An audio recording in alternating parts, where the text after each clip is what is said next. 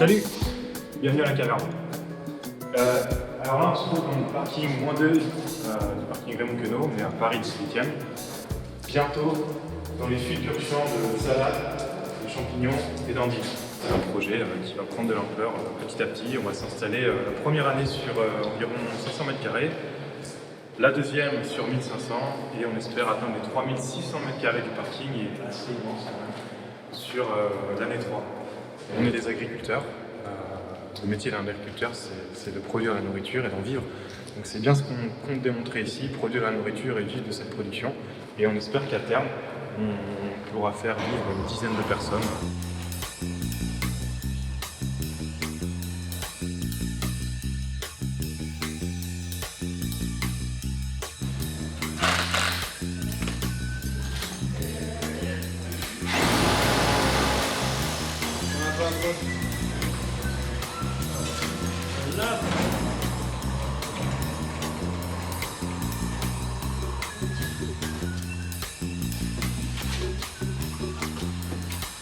On a commencé les endives il y a un peu plus de 2 semaines.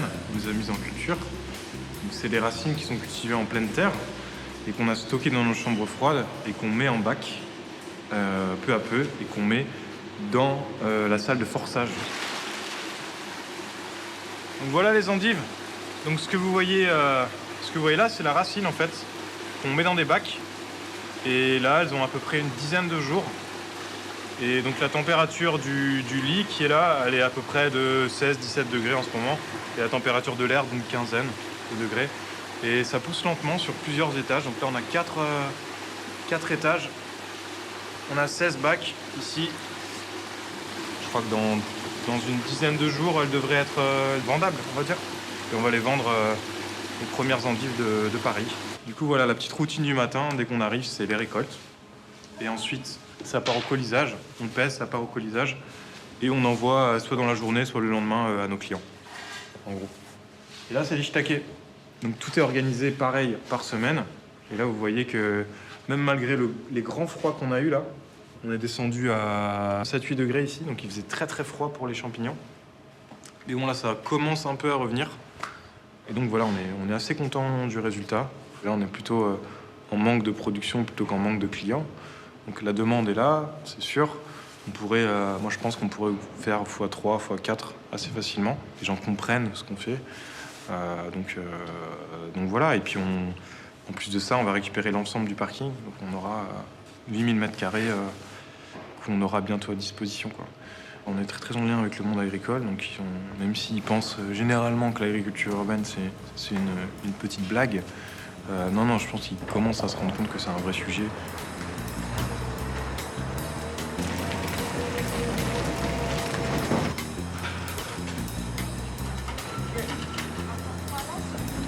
Il n'y avait pas un super temps, hein.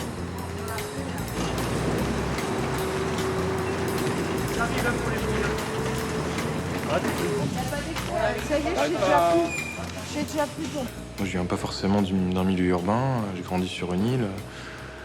Jean-Noël, Strasbourg, c'est une petite ville, quoi. Je vais pas dire un village, mais c'est une autre ambiance, quoi. C'est vrai que c'est un peu nouveau pour nous. Après, voilà, le marché, il était là, la dynamique, elle était à Paris. Et lancer un projet, c'est tellement plus simple à Paris en ce moment, quoi. Enfin, on a non seulement les clients, la visibilité, enfin tout, quoi. Donc c'est ultra pertinent d'être à Paris. Après, est-ce qu'on va rester tout le temps à Paris? Moi et Jean-Noël, je pense pas.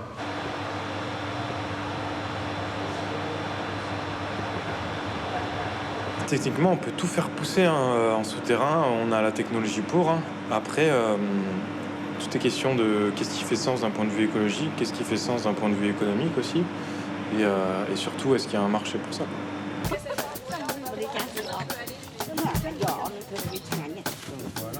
Champignons, on fait des endives maintenant.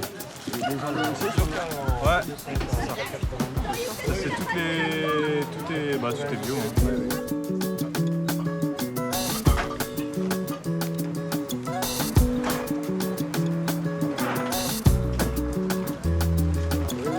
On va les récolter en même temps. J'attends un collègue là. Champignons de Paris, ça. Non, c'est des. En français, ça s'appelle du lantin du chêne. C'est 8 € monsieur. Ça se fait comme des champignons de Paris. c'est un peu plus ferme que le champignon de Paris. Oui. Ah bon? Faut que ça cuise plus longtemps?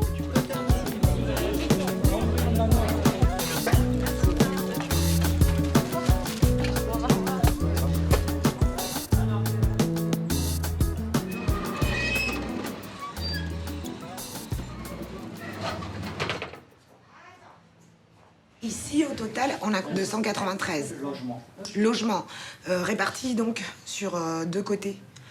Donc la grande barre qui est ici et la petite barre où il faut traverser la rue après. Voilà. Et après, nous avons cette résidence-là aussi, une soixantaine de logements. Et donc le sous-sol est à l'égal de ce que vous voyez en surface en fait.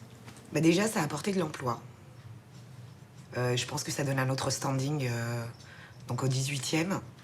Et puis je trouve ça génial, c'était une idée totalement folle. Et au final, ça marche. Et je pense que les résidents, ils sont plutôt contents.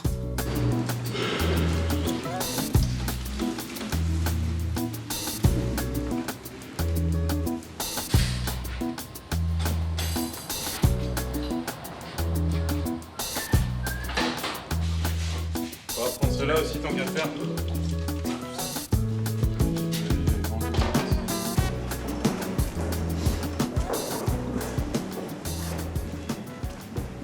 ICF La Sablière, c'est une société d'HLM qui est liée à la SNCF, qui existe depuis bientôt 90 ans et qui a pour objectif de répondre aux besoins de logement des salariés du chemin de fer, mais également qui loge d'autres publics du logement social.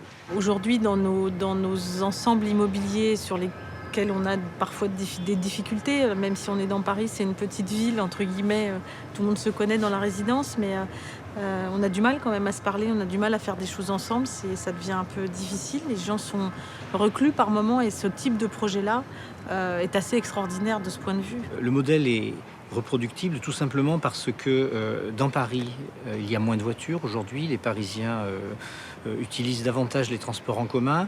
Et il est une époque où les bailleurs sociaux ont été obligés par la réglementation de construire jusqu'à 2 places de parking par logement.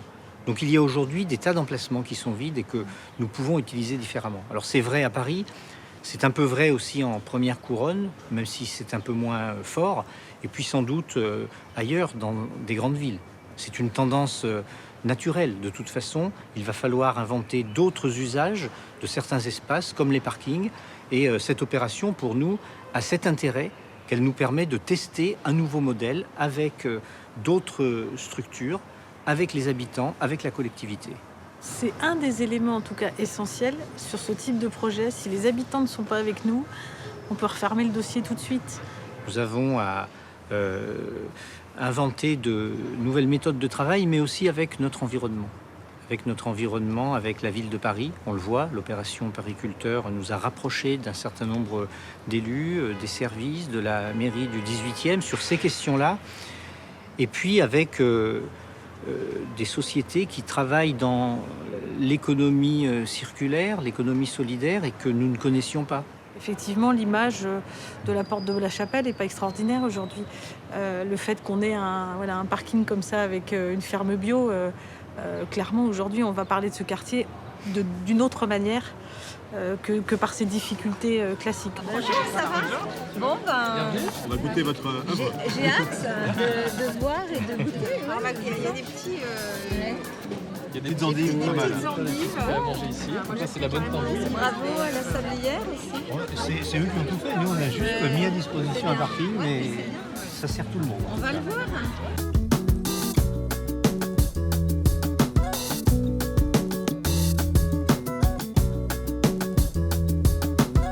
Et là, vous êtes obligé de percer ou ça sort tout On enlève, seul? vous voyez là, par exemple. Ouais, là vous enlevez la... L'intubation n'est pas tout à fait finie. D'accord.